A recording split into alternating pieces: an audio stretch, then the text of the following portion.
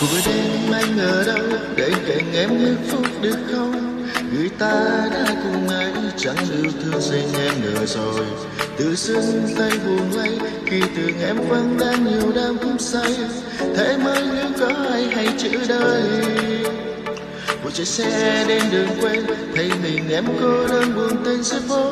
Chưa nói được câu mất, em đã lòng đành lệ buồn. Thì xa em tròn cánh cứ lặng im bao lâu để mong ấm em. Chẳng lẽ phải nói điều này với em? Khi biết người đổi thay đã yêu cả em phải ai? Phải ra đi thôi em ơi, nếu anh là em. Dù cho có thể em sẽ đau đớn, nhưng tháng năm sẽ phai.